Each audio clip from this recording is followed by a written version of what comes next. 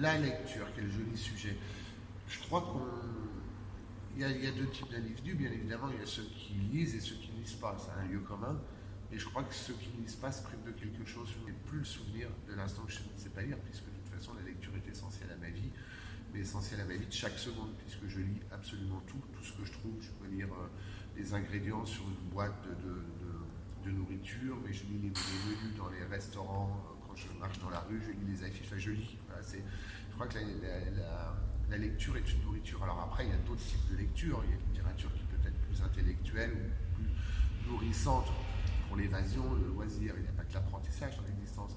Mais je crois que lire, c'est vraiment une action. Enfin, pour moi, c'est une action comme marcher, courir, respirer, s'oxygéner, se baigner. C'est une action, c'est pas une passivité. Et je sais très bien d'où ça vient. Je suis un peu psychanalytique.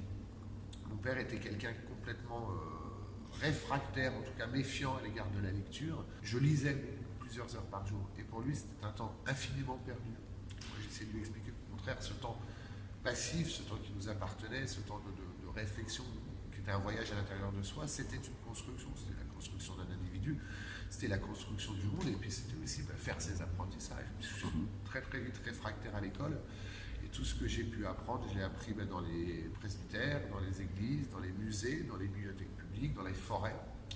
Et évidemment, je pense que le lion de tout ça, c'est l'objet livre.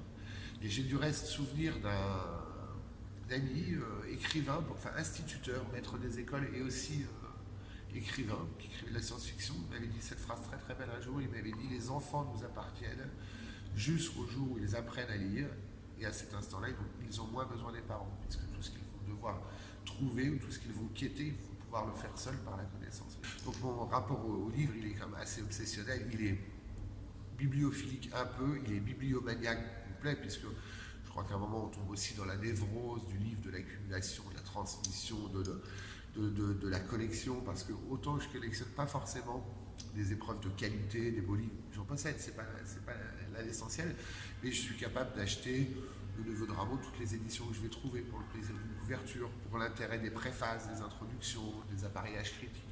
Donc je crois que c'est un moment, c'est une obsession, le livre et la lecture. Mais l'acte de lire est vraiment, moi je crois que ça ressemble vraiment à une paix et à une prière. Lire, c'est vraiment pour moi une prière. Enfin, j'y mets quelque chose de sacré. L'écrivain fait une part du travail, il va jusqu'à un certain seuil, et puis après, c'est le lecteur qui prend ce travail et puis qui en fait ses propres sources, son propre miel, sa propre révélation. Voilà. Donc je crois que c'est vraiment.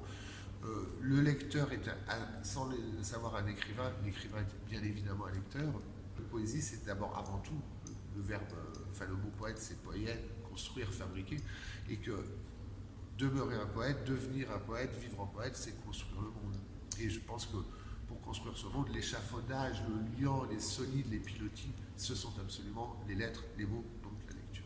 Et alors le matin quand je me lève, le matin quand je fume des cigarettes le plus vite possible, quand je prends le café, quand je suis dans le métro, quand je suis seul, quand je suis accompagné, quand je suis dans la rue et que je trouve des livres sur les quais de Seine, ou quand mes amis arrivent à la maison et m'apportent des livres, le soir avant de me coucher pendant 2 heures, voilà. Donc il y a un moment où je ne lis pas, c'est durant la douche.